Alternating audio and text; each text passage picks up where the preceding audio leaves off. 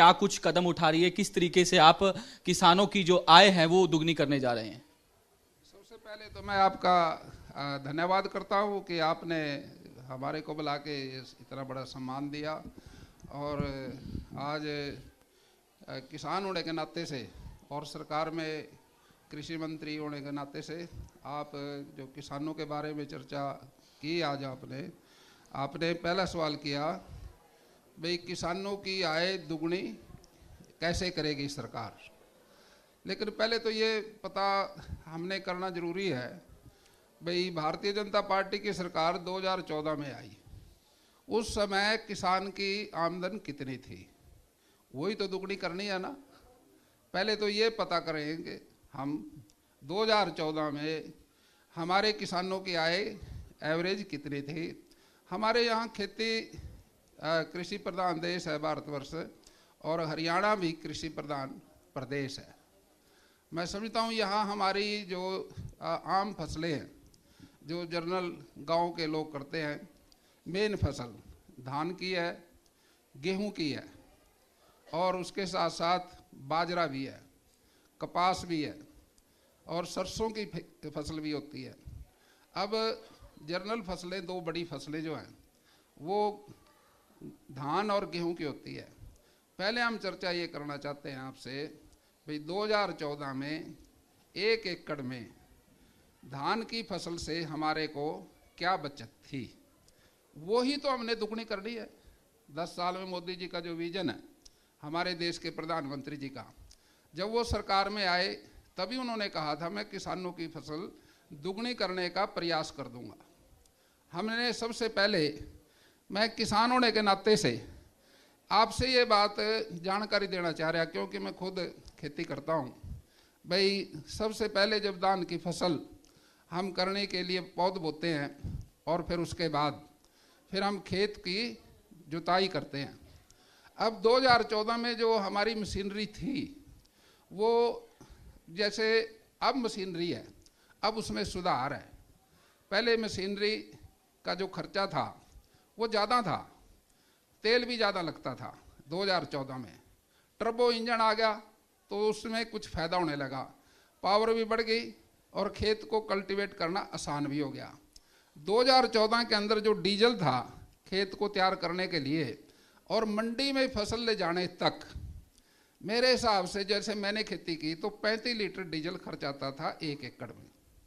अब 35 litre diesel का जो रेट था उस समय वो हमारे को तकरीबन 2000 के करीब पड़ता था, क्योंकि उस समय सारा खर्चा मंडी का भी लगा के 1 एकड़ की बात करता हूँ मैं, 2000 खर्चा था। और 1 कट्टा हम डीएपी डालते थे उसमें। उस समय डीएपी का रेट 1125 था, और उसके बाद 2 या 3 कट्टे यूरिया भी डालते थे हम। उस समय तो ये बनता था 750 का 1 एकड़ में। और जब उसके अंदर स्प्रे बीज था जो उसके अंदर हम डालते थे, जो 1 एकड़ उसमें आता था, तो उसकी लागत दवाई की और बीज की लागत आती थी 7000 रुपये। उस समय की बात है 2014 की। और बीज की 1000 के करीब लागत आती थी। और जब हम अपने खेत में चाहे तो हम मजदूरी करें चाहे किसी मजदूर से कराएं, तो वो 1 एकड़ की मजदूरी हमारी जो थी एवरेज 1 एकड़ में 1500 रुपये आ जाती थी।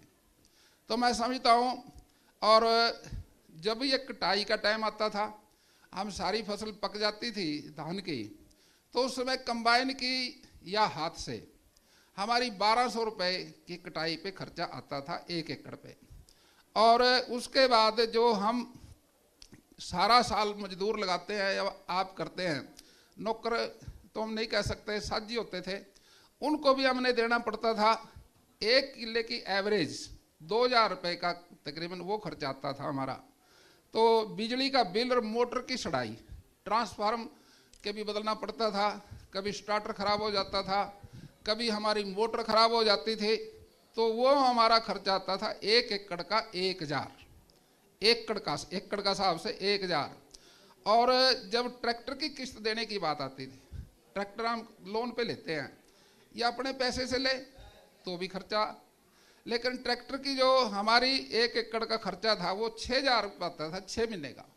फसल हमारी 6 महीने में होती थी, किस्त आती थी उसकी, और ये कुल जो लागत थी ये 23,575 रुपये बनती थी। मैंने अपने आप खेती की, इसलिए कहता है भी ये तो हमारा होया खर्चा। अब हमारी पैदावार कितनी होती थी, हम अच्छी तरह से देख रेख करके हमारी 30 quintal, 28 quintal, 29 quintal, 31 quintal, average हम लगाते हैं 30 क्विंटल। अब खेत ज़्यादा है, किसी में 32 होगी, किसी में 28 होगी, तो एवरेज जो हमारी पड़ती थी वो 30 क्विंटल के हिसाब से पड़ती थी। और जो समय मंडी में रेट जो था सरकार का वो 1400 था। तो अब इसकी जो हमारी 42,000 की वो पैदावार हुई और 23,500 का खर्चा हुआ। ये हमारे को 18,425 रुपए की एवरेज अनुमान है कि सरकारी आंकड़ा तो नहीं है ये, मैं तो इसलिए बता रहा आपको कि मैंने खुद की है। अब ये 18,425 रुपए एक 6 महीने में धान की फसल में हमारे को बचा। और ये कहते हैं अभी ये दुगुना करना, मोदी जी का विजन था भाई इसको हम किसान की आय दुगनी करेंगे।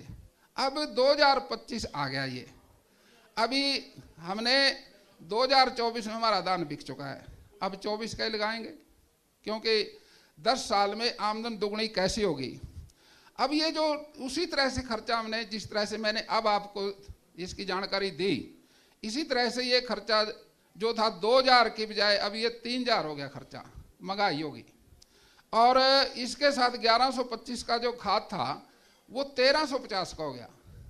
और उस तरह से हमने जो यूरिया का खर्चा था 750 सॉरी, ये 800 हो गया, 50 रुपये बढ़ा सिर्फ इसमें, क्योंकि सब्सिडी पे आता है सारा। यही बात मैं आपसे करना चाह रहा हूं कि लगातार जिस तरीके से ओपोजिशन भी कह रहा है कि किसान घाटे का सौदा, किसानी जो है वो घाटे का सौदा होती जा रही है, दवाइयां जो है, पेस्टिसाइड है वो महंगी होती जा रही है, तो ऐसे में आय जो है दुगनी करने की आपने, आप मेरी बात को पूरी सुनोगे तो फिर इसका एक चैप्टर खत्म हो जाएगा। आप ये देख लेना भी ये आमदन दुगनी हुई है कि नहीं हुई है, ये कैसे हुई है, मेरी बात पूरी तो पूरी सुन लो ना। एक मैंने आपने 14 की बात सुनाई, अब मैं 24 की बात बता रहा आपको, तो उस हिसाब से आपको अंदाजा ला लियो भाई ये आमदन कितनी हुई है। तो इसलिए 800 का तो यूरिया हुआ, और दवाई लागत बीज ये हमारा हो गया 12,000 का 1 एकड़ का। और इसी तरह से जो बीज की लागत आई वो 1500 होगी। और जो मजदूरी है, जो लुआई है हमारी इसमें खेत के जो मजदूरी है वो 4,000 होगी। मजदूरी कटाई हमारी कंबाइन से 2,000 रुपये किले के हिसाब से होगी अब। और जो हमारा जो हम मेहनत करते हैं, नौकर से कराएं आप करें, वो 1 एकड़ का 3500 रुपये हो गया। बिजली का बिल जो है वो 1,000 की बजाय 2,000 हो गया। और ट्रैक्टर की किस्त 6,000 की बजाय 7,500 रुपये होगी। और कुल लागत आई 37,650। पहले लागत आई थी 23,575 10 साल पहले। और अब जो उपज है वो 2 क्विंटल बढ़ी है, अच्छे बीज आए हैं। अब 2 क्विंटल एवरेज लगाता हो 32 क्विंटल हुई, रेट जो है वो 2300 है। ये हमारी फसल हुई 73,600 की, और खर्चा काट के इसमें से 35,550। अब मोटी सी बात है, पहले 18,425 थी, अब 35,590। मोदी जी का विजन लगभग भारतीय जनता पार्टी के प्रधानमंत्री जी ने पूरा कर दिया। मैं किसान होने के नाते से बात कर रहा हूं। लेकिन विपक्ष कह रहा है कि जो तय मूल्य किए गए हैं वो उस पर जो है वो दाम नहीं मिल रहे। जो किसान जो है वो अगर फसल लेके जाता है, नमी की मात्रा बताकर जो है वो उसका पैसा काट लिया जाता है। इस तरीके के आरोप भी जो है वो लगातार लगते हैं। सरकार वादा तो कर रही है कि एमएसपी पर खरीदेंगे, लेकिन एमएसपी पर खरीदी जो है वो फसलें नहीं जा रही है। देखिए, ये समस्या सारी सरकारों में थी।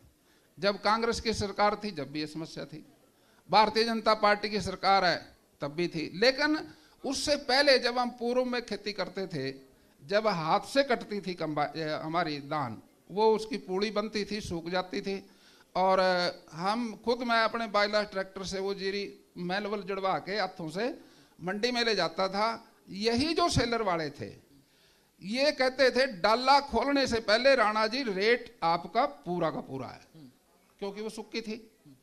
अब वो समय था जब मैनुअल से काम होता था। लेकिन जब से कंबाइन आई, कंबाइन चारों कूणे खेत के कभी एक सरे नहीं होते, और चारों कूणे एकदम साथियों नहीं पकते। कोई पेड़ की छाया में, कोई किसी की छाया में, कोई नरम रह गया, कोई सूख गया। अब उसके साथ कंबाइन तो किसी छांट के नहीं काटेगी, ना सकाएगी, वो तो एकदम काट के पैक कर देगी। अब पैक करेगी तो मंडी में जाएगी, मंडी में कहीं पेड़ के नीचे से कोई नरम दाना आया, अब वो सरकार का विजन क्या है, सरकार तो पूरा रेट देती है। जो भी आड़ती जिस सेलर को देगा, वो सेलर वाला तो पैडी इसलिए खरीदेगा कि उसमें चावल निकालना है। गेहूं में समस्या नहीं है, ये गेहूं तो सीधी उसमें चली जाएगी गोदाम में, वो तो किसी तीसरी पार्टी पे नहीं जाएगी। धान एक ऐसी फसल है, ये तीसरी पार्टी पे जाएगी और उसमें चावल निकालने के लिए उसको देंगे। मंडी में जिस वजन से उसने खरीद ली, 1 क्विंटल खरीदी उदाहरण के तौर से, 67 किलो उसको चावल देना पड़ेगा, लगभग थोड़ा कम ज्यादा करके। अब 67 किलो 1 क्विंटल में से चावल निकलेगा। अब जो सेलर वाला जीरी ले गया, ऐसा तो नहीं है जाते ही चावल निकाल लेगा उसको सुखाएगा। अगर वो ठीक उसमें नमी कम है तो उसका रेट, उसका वजन कम हो जाएगा, थोड़ा कम होगा। अगर उसमें ज्यादा नमी है तो वो सूखेंगे 14 मास्टर पे, 16 मास्टर पे, 17 मास्टर पे चावल निकलेगा। अब उतना मॉइस्चर करने के लिए तो उसको सुखानी तो पड़ेगी, नहीं चावल नहीं निकलेगा। अब जितनी नमी है वो सूखेगी, सूखन जो चली गई 1 क्विंटल में से 5 किलो चली गई, 2 किलो चली गई, 3 किलो चली गई, उस जो कमा हुआ है उसका धान, उसका चावल भी उसको देना पड़ेगा। इसलिए उसकी अपनी समस्या है राइस मिलर की। वो तो गवर्नमेंट का जो तोल के आ गया उसका बॉन्ड हो गया वो देने के लिए, अगर नहीं देगा जुर्माना लगेगा। अब वो कहता है अभी मैं नवी वाली धान खरीद के मेरे को नुकसान हो जाएगा, मैं इसलिए वो कतराता है। सर, हरियाणा में कई इलाकों में सेम की समस्या जो है वो लगातार जो है वो बढ़ती जा रही है, तो इसको लेकर कोई सरकार कदम उठा रही है कि सेम की समस्या का समाधान जो है वो निकाला जाए, डिपार्टमेंट के अधिकारियों के साथ बातचीत करिए, क्योंकि किसान जो है वो काफ़ी परेशान है। तो उसको लेकर क्या कुछ कदम जो है वो आपकी सरकार जो है वो उठाने जा रही है ताकि सेम की समस्या जो है वो ठीक हो जाए और किसान जो है अपनी ठीक ठाक जो है वो खेती कर पाए? देखिए, ये सवाल आपने बहुत अच्छा पूछा, सवाल तो वो भी ठीक था। ये हमारा प्रदेश 22 जिले हैं, 22 जिलों के अंदर 13 जिलों के अंदर सेम की समस्या थी है, और जिसमें से 3 जिलों के अंदर हमारे डिपार्टमेंट ने ये घोषित कर दिया अभी 3 जिलों की तो सेम खत्म होगी। अब किस किस की खत्म हुई सेम, एक रिकॉर्ड के तौर से जब टोटल जो हमारा नमी वाला एरिया है 9,82,731 एकड़ है, ये बहुत बड़ा एरिया है। अगर ये सारा सेम मुक्त हो जाए तो यहाँ प्रोडक्शन होगी, और ये सेम खत्म करना जरूरी है। हमारी सरकार की, नायब जी की सरकार की ये प्रायोरिटी है, जल्दी से जल्दी सेम को खत्म करें। और इसके अंदर हमने जो खत्म किया फतेहाबाद, गुरुग्राम और सरसा, 3 जिले 13 जिलों में से हमने सेम मुक्त कर दिए, ये घोषणा भी कर दी। लेकिन अभी 3 जिले और हैं जिसके अंदर मेवात है, फरीदाबाद है और पलवल है। ये तीनों जिले जल्दी मुक्त हो सकते हैं, जिसमें से हम कोशिश करेंगे हम इनको जल्दी से जल्दी मुक्त करें। 3 और 3 6 7 जिलों के अंदर सेम का असर ज्यादा है, जिसमें रोहतक है, झज्जर है, सोनीपत है, भिवानी है, हिसार है और जींद है, चरखी दादरी है। इन जिलों में सेम है, लेकिन सबसे ज्यादा सेम रोहतक में है। 2,52,399 एकड़ में सेम है। कोई टारगेट भी दिया है अधिकारियों को, टारगेट दिया है कि कब तक इस समस्या का समाधान जो है वो किया जाए? कोई डेडलाइन आपने? देखिए, ये समस्या का समाधान कंटिन्यूस प्रोसेस है। अभी जो सेम थी टोटल, मैंने आपसे एक बात की 9,82,731 में सेम थी। अभी जो प्रयास करने के बाद 8,24,657 में बची है। 1 लाख एकड़ से ज्यादा प्लस हमने सेम को 1 लाख के आसपास हमने सेम को खत्म किया। 1 लाख से कम है वैसे, जो हमने प्रयास करके खत्म कर दिया। वहां फसल होती है, अच्छी फसल होती है, और हर साल हमने टारगेट रखते हैं भाई हम इस जिले को हम एक एक जिले को लेके काम तो हम सारे में करेंगे,